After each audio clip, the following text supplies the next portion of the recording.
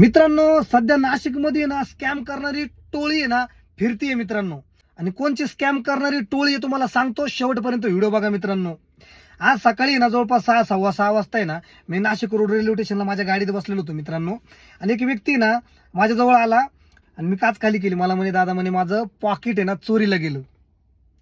म्हटलं मग? म्हणे मला 200-300 रुपये द्या ना म्हणे, मला गावाला जायचंय म्हणे, नेमकं पाकिटच चोरी गेलं. म्हटलं कोणत्या गावाला राहिलं? मला थोडासा डाऊट आला. म्हटलं कोणत्या गावाला राहिलंय तू? मला म्हणे धुळे. म्हटलं धुळ्यामध्ये कुठं राहिलंय मला ते सांग. मला म्हणे असा विचार केला बरं काय, विचार करून सांगितलं. म्हणे ती क्रेशर नाही का, क्रेशर जवळ राहतो. म्हटलं भाई त्या क्रेशरच्या पुढे तर मी राहतो. म्हटलं 5 मिनिटं अंतरावर. एक काम कर, बस म्हटलं तुला सोडून देतो. मला तिकडच जायचं. बरोबर टाइमवर आला. म्हटलं तू एकदम भारी काम होऊन जाईल आणि जाताना तुला नाश्ता पण खाऊ घालतो. म्हटलं टेन्शन कशाला घेतो. तो डायरेक्ट हसला मित्रांनो. डायरेक्ट हसला. त्याला म्हटलं अरे तुमच्यासारख्या नालायकाला लाज वाटायला पाहिजे. म्हटलं तुमच्यामुळं चांगल्या माणसाची सुद्धा मदत होणार नाही. खरंच एखाद्याचं पाकिट किंवा काही चोरीला गेलं ना तर तुमच्यामुळे ना पब्लिक मदत पण करणार नाही. नालायक झाली तुम्ही. म्हटलं लगेच पळून गेला. मी गाडीतून निघूच तर मित्रांनो तो डायरेक्ट निघून गेला.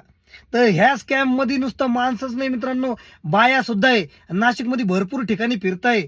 बाया बोलता की आम्ही दर्शनाला आलोय, आमची बॅगच चोरी गेली, आमची पिशवी चोरी गेली, आम्हाला 200-300 रुपये द्या, आम्हाला गावाला जायचंय. तर मित्रांनो ह्या स्कॅम पासून लांब राहा आणि एकाला पण 1 रुपया नका देऊ अशा लोकांना मित्रांनो.